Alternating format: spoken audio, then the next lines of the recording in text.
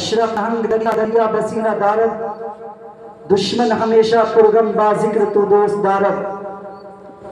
اعلیٰ حضرت امام عشق و محبت امام احمد رضا خان فاضل بریلوی رحمت الرضوان نبی اکرم صلی اللہ تعالیٰ علیہ وسلم کی شان میں نعت نبی صلی اللہ علیہ وسلم لکھتے ہوئے یوں فرماتے ہیں: سب سے اعلیٰ و اولیٰ ہمارا نبی، سب سے اعلیٰ و اولیٰ ہمارا نبی، سب سے بالا و اعلیٰ ہمارا نبی، دونوں عالم کا دولہا ہمارا نبی، اپنے مولا کا پیارا۔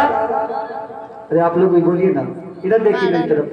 اپنے مولا کا پیارا ہمارا نبی، اور کون دیتا ہے دینے کو منہ چاہیے، دینے والا ہے سچا ہمارا نبی، جس کے طلبوں کا دھوبن ہے آب حیات، ہے وہ جانے مسیحا ہمارا نبی، خلق سے اولیاء، اولیاء سے رسول، اور رسولوں سے اعلیٰ ہمارا نبی، سب چمک والے اجلوں میں چمکا کیے، اندر شیشوں میں چمکا، زور سے بولیے، اندر شیشوں میں چمکا ہمارا نبی، سارے اچھوں میں اچھا سمجھئے جسے، ان اچھوں سے اچھا ہمارا نبی، سارے اونچوں میں اونچا سمجھئے جسے، ان اونچوں سے اونچا ہمارا نبی، غمزدوں کو رضا مزدہ دیجئے کہ ہے بے کسوں کا سہارا، جس کا کوئی سہارا نہیں، اس کے سہارا ہمارے نبی صلی اللہ علیہ وسلم ہے۔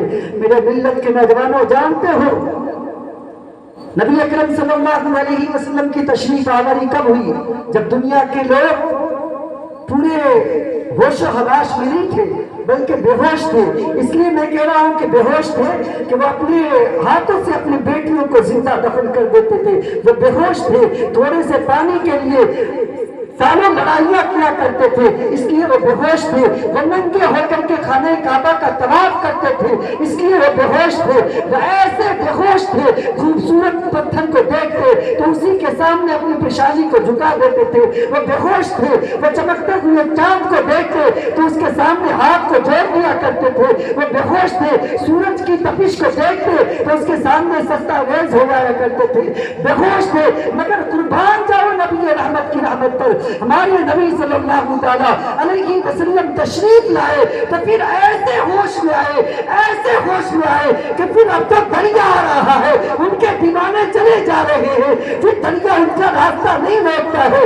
جنگل آ گیا ہے، جنگلوں سے گزرتے ہیں، کسی درندے کے اندر اتنی ہمت و طاقت نہیں کہ کسی غلام مصطفیٰ کو روک لے، بلکہ اعلان ہو رہا ہے درندوں ذرا ہٹ جاؤ، غلام مصطفیٰ آ رہا ہے۔ میرے پیارے، وہ بے ہوش تھے جو ننگے ہو کر کے خانہ کعبہ کا طواف کرتے تھے، مگر ایسے ہوش میں آئے، ایسے ہوش میں آئے کہ دنیا والوں کو راستہ دکھا رہے ہیں، دنیا والوں کے لیے ہدایت بن رہے ہیں۔ وہی جن کو بدو کہا جاتا تھا، جن کو جاہل کہا جاتا تھا، پوری دنیا میں سب سے زیادہ جاہل کہا جاتا، وہی قوم آج پوری دنیا کے لوگوں کو راستہ دکھا رہی ہے۔ وہ میرے ملت کے نوجوانوں کن کے صدقے میں؟ نبی کے صدقے میں۔ آج اسی نبی کی ولادت کی رات ہے نا، اسی نبی کی ولادت کی رات ہے جو ہم سنی مسلمان منایا کرتے ہیں، ہے نا، کہ ہماری قسمت میں ہے، بہت سارے کی قسمت میں نہیں ہے۔ وہ لوگ تو اس پہ اعتراض کرتے کہ بھائی یہ میلاد کیوں کرتے ہو؟ کیوں؟ تم کو کیا؟ بولے ہمیں تکلیف ہوتی ہے۔ یقیناً میرے پیارے جانتے ہو ابلیس کو 4 مرتبہ تکلیف ہوئی، جب اس کے گلے میں لعنت کا پٹا ڈالا گیا اس کو تکلیف ہوئی، وہ چیخ مارا تھا، چیخ مار مار کے رویا تھا، اس کو زمین پہ بھگایا گیا، جنت سے نکالا گیا، تب بھی وہ چیخ مار کر کے رویا تھا۔ جانتے ہو جب سورہ